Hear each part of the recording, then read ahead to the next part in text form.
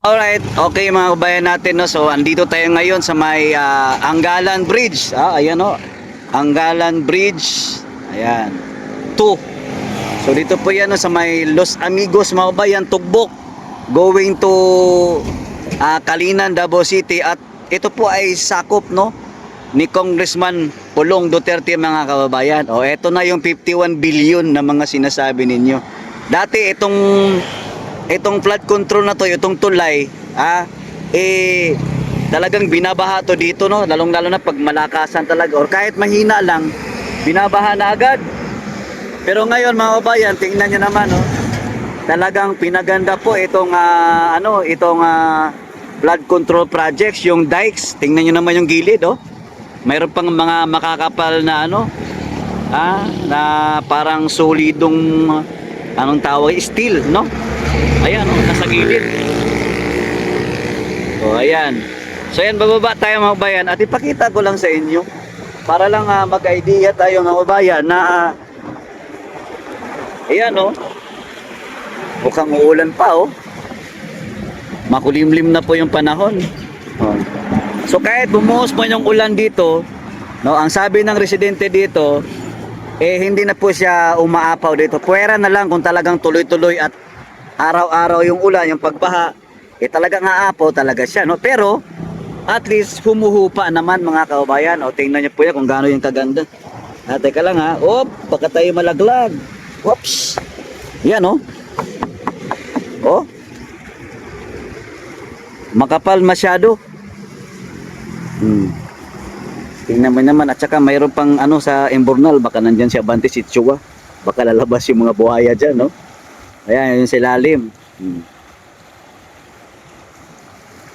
Kita nyo naman, ito yung gawa ng mga Duterte. Tapos kaklaruhin ko lang, wala pong 51 billion na para lang sa flood control. Okay? Ang sinasabi nilang 51 billion, baka ito yung infrastructure project. Pag sinabing infrastructure project, various yan, no? Various projects lang, iba't ibang proyekto yan, programa. Mayroong flood control, may road widening, may public buildings, at kung ano-ano pa. Ayan, umuulan na nga. Ayan. So ayan mga kabayan, di ba? Kita nyo? Solid na solid. Di ba? Solid na solid po, oh.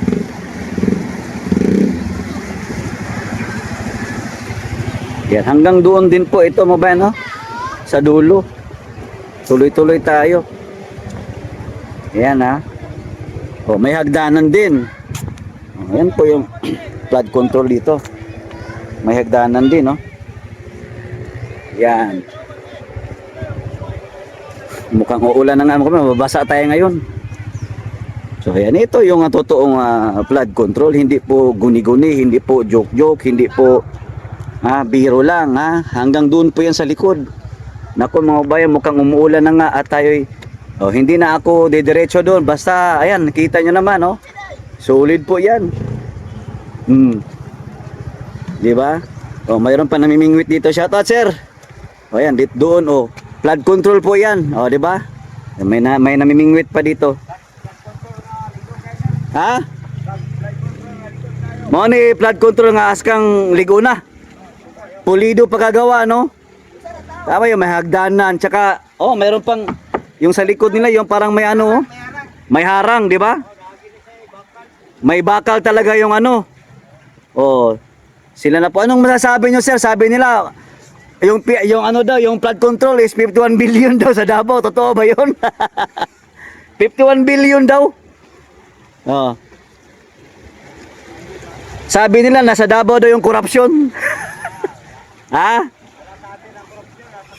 Nasa kanila yung korupsyon. Nasa Manila ang baha, pero dito inibistigahan.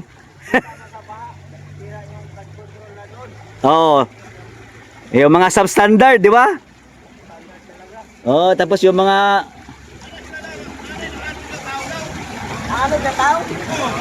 wala man. So yung bayan, grabe, no? Ito yung patunay na sabi nila kuya, ito yung flood control na pulido yung paggagawa. Tingnan nyo naman, Yung dikes niya, yung slope sa gilid, Nakitang-kita mo no na talagang solido yung pagkagawa. Tapos mayroon pa siyang ano sa taas may harang pa. 'Di ba? Gaya nito oh. Kita nyo kung gaano yan kaganda mga kababayan natin.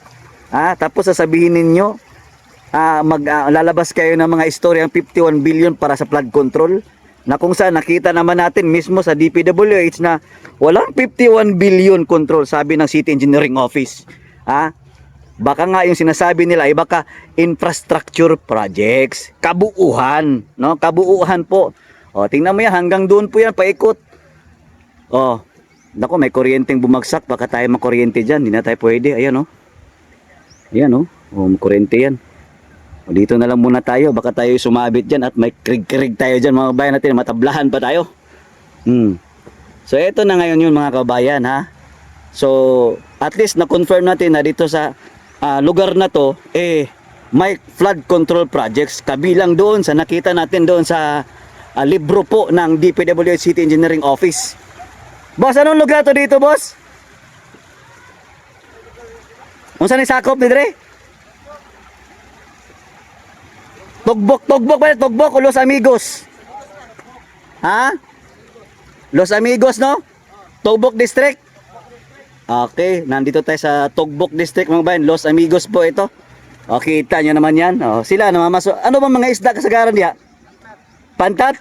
Oy, may mga pantat pala dito, no? So kita nyo yan mga kabayan natin ha. Yan po ay isang Tatak Duterte na flood control projects. Yung dikes ay pinaka-importante, may tulay, may dikes na sobrang kakapal po ng ng simento at may bakal sa ilalim. At ito mayroon pang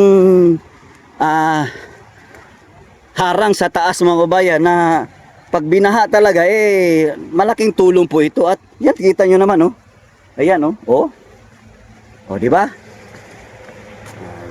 Kayo kasi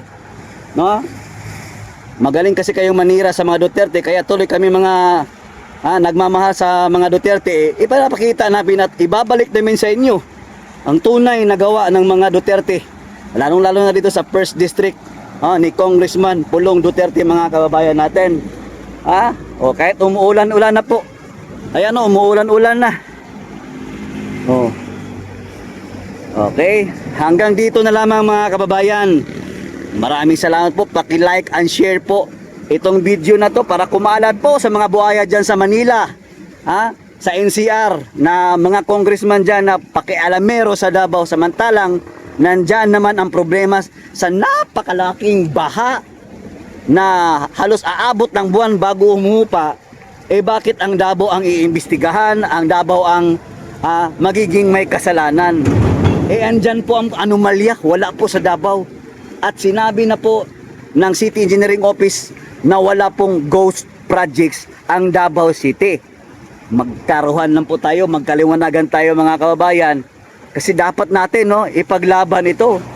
Dapat natin ipaglaban na yung kung ano yung katotohanan medyo umulan na nga Basa na nga yung mga motor dito Ay nako, Anggalan Bridge po tayo ha.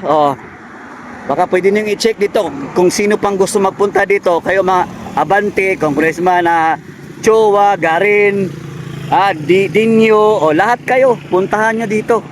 At nang makita nyo na walang ghost projects, lahat may resibo, may gawa, Tatak Duterte. Hanggang dito na lamang mga kababayan. God bless us all.